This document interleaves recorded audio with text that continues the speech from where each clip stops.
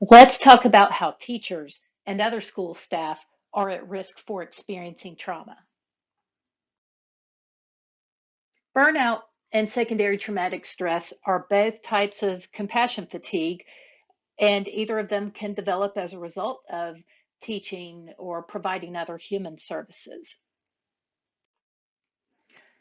But secondary traumatic stress is not the same thing as burnout.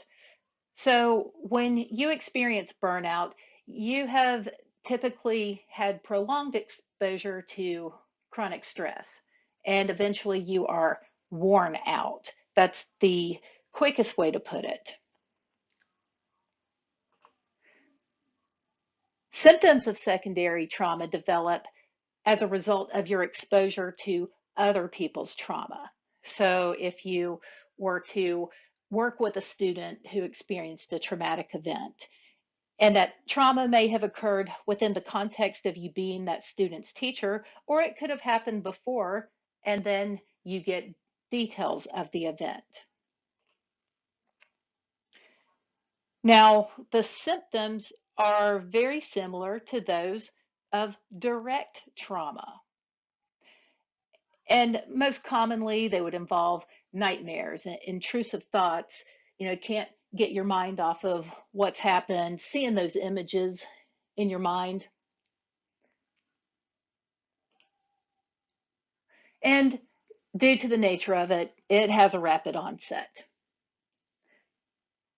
Now, there's also a type of indirect trauma that can develop over time as well, and that would be vicarious trauma, and that is not related to one specific event, but more so from working working with others who have experienced trauma and just it building up over time.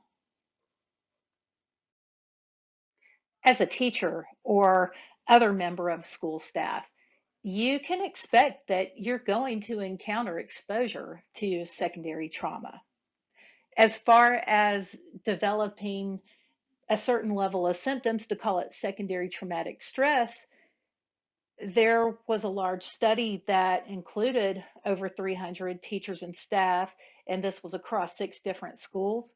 And 75% of those participants met the criteria for having secondary traumatic stress. And that's a really high number. Also, those of you with empathy are at an increased risk. It's, they say empathy is both a blessing and a curse. Some of us feel that we were just born naturally empathetic, and then it's also something that can be developed as well, empathy, that is. You don't necessarily have to be born that way, but point is, a lot of teachers identify as having empathy for others. And it serves you well in so many ways. And of course, naturally, serves your students well and is part of what is going to make you excellent at the work you do. But the flip side of that is it becomes that much more easily to take on another person's experience.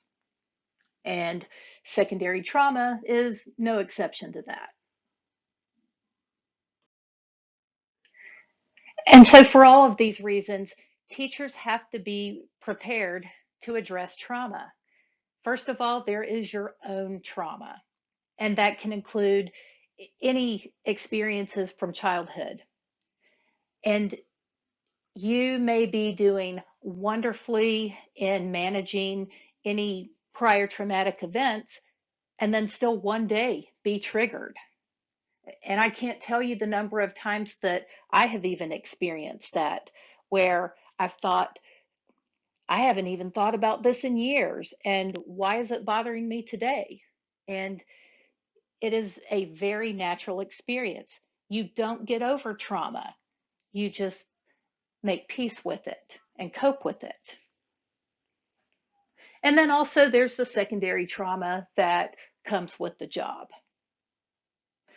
And so teachers do need to be aware of these things. It's by no means not intended to be a negative message to you, just that this is a reality that teachers face, but very few are actually prepared to deal with these issues.